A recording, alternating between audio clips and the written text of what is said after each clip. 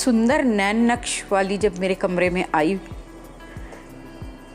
तो मैं उसे देखती रह गई।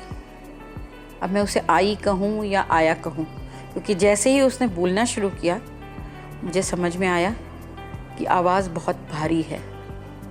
और फिर मैंने उसके चेहरे को गौर से देखा, और जब मैंने उसके चेहरे को गौर से देखा तो वो ज़ोर से हंस दिया। जी हाँ, दिया, क्योंकि उसने मुझे बताया कि वो एक लड़की नहीं, लड़का है। A female in a male body. मेरे लिए एक विस्मयकारी, या यूँ कहूँ कि ज़िंदगी में पहली बार किसी ट्रांसजेंडर या किसी थर्ड जेंडर या किसी यूनिक के साथ सामना था। मैं थोड़ी सी भौचक्की सी उसको देख रही थी, पर उसकी सुंदरता पर मुग्ध थी, उसके मेकअप से आकर्षित थी और उसके कपड़ों से प्रभावित थी।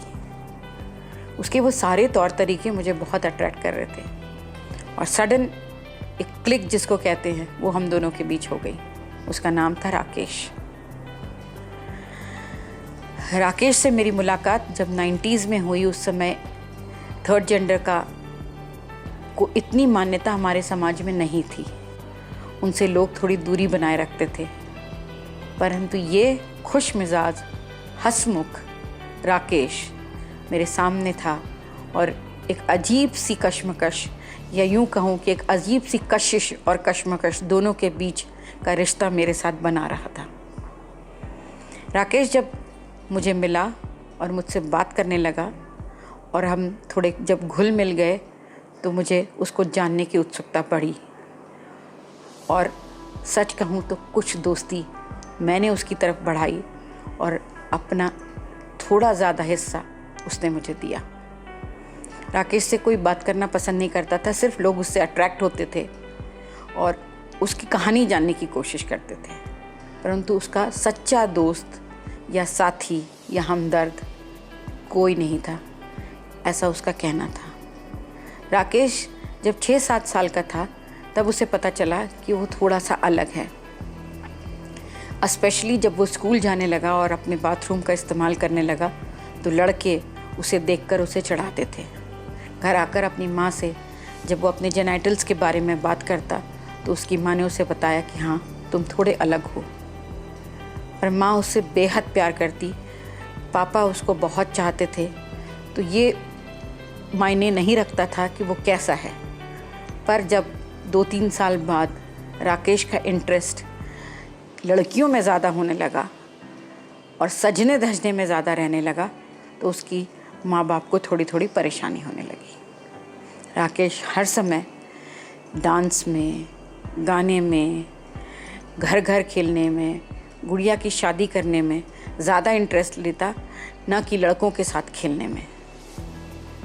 लड़कियों को उसका साथ अच्छा लगता, पर लड़के उसको छक्का, मामू या मौसी कहकर चढ़ाते थे। और राकेश जो धीरे धीरे बड़ा हो रहा था समझ नहीं पाता था कि वो ऐसा क्यों है, वो अलग क्यों है। उसे इन सारे फुटबॉल, क्रिकेट, मुक्का, बॉक्सिंग, इन सारी चीज़ों में इंटरेस्ट क्यों नहीं आ रहा है। उसे सजना संवरना ही क्यों अच्छा लगता है। उसकी माँ ने बहुत कोशिश करी कि वो लड़कों जैसा रहे, वो लड़कों जैसी मस्ती करे। राकेश ने मुझे बताया कि वो खुद भी कई बार कोशिश करता था, पर वो अंत में पाता था कि उसे कोई इंटरेस्ट नहीं है। पढ़ने में राकेश अच्छा था, इसलिए वो क्लास दर क्लास पास होता गया। पर 12वीं के बाद जब घर का माहौल उसे काटने लगा, उसे लगा कि इसमें कोई इसकी एक्सेप्टेंस नहीं है, तो एक दिन वो घर छोड़कर बम्बई के लिए भाग गया। बम्बई में उसकी मुलाकात किन्नरों के एक ग्रुप से हुई, जिन्हें उसे तुरंत आत्मसात कर लिया। उस दुनिया में वो खुश था, पर उनकी एक हायरार्की होती है जो उसने मुझे बताया। गुरु होता है, टोला होता है, वो लोग बाहर जा जाकर ताली बजाकर सारे पैसे मांगते थे। राकेश कहता है मुझे तैयार होना तो अच्छा लगता था, पर मुझे इस तरह भीख मांगना बिल्कुल अच्छा नहीं लगता था। और एक दिन मैं वहाँ से भी भाग आया, क्योंकि मुझे पता था कि मैं पढ़ने में अच्छा हूँ और शायद जब मैं कॉलेज में आऊँगा, अपने पैरों पे खड़ा हूँगा, तो इस दुनिया में मुझे जीने की ज़रूरत नहीं पड़ेगी, मैं कुछ अलग कर पाऊँगा।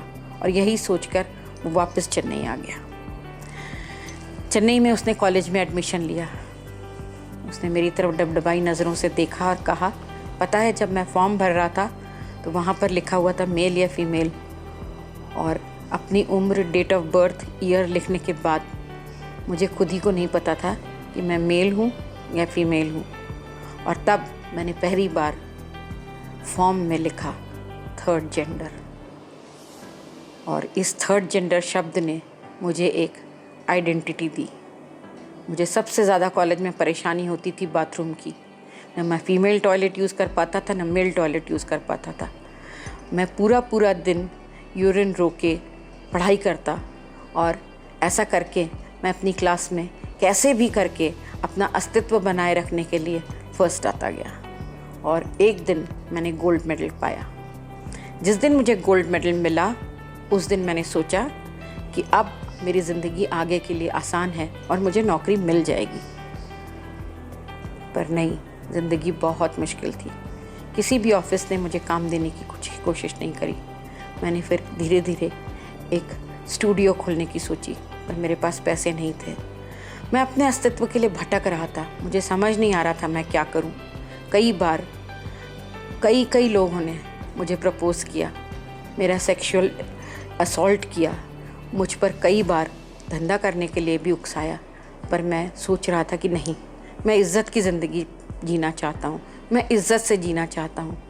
और ये मेरे लिए एक बहुत बड़ा मेंटल, सोशल और फिज़िकल ट्रॉमा था।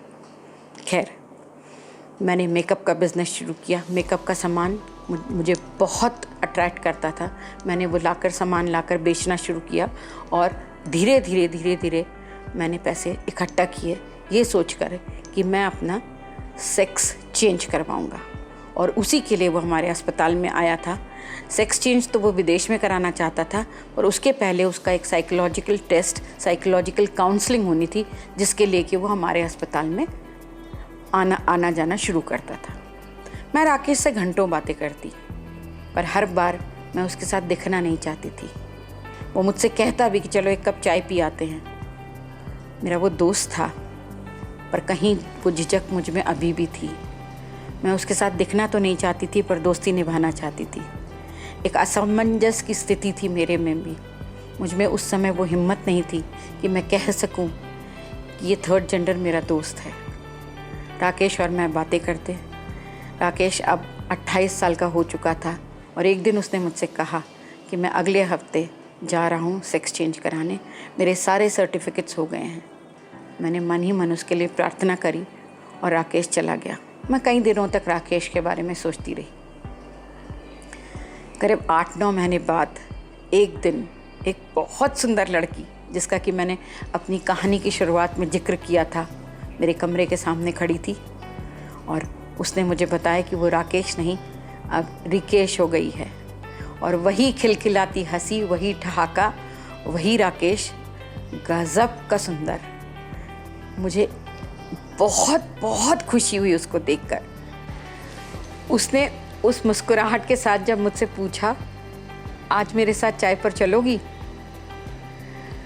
मुझे लगा मेरी वो झिझक, उसके साथ दिखने की और उसका स्ट्रगल, दोनों का आज अंत होना ही चाहिए। और मैं उसके साथ चल दी चाय पर चर्चा करने के लिए। उसके बाद से आज का दिन है, जब भी मुझे कोई थर्ड जेंडर दिखते हैं, मेरा मन आदर से भर जाता है। मैं जानती हूँ उन्होंने बहुत स्ट्रगल किया है आज के इस सम्मान को पाने के लिए, और मैं इसके लिए, इस शुरुआत के लिए राकेश को नहीं, रिकेश को सलाम करती हूँ। इस जज्बे को, उसके इस स्ट्रगल को और उनकी इस ज़िंदगी को।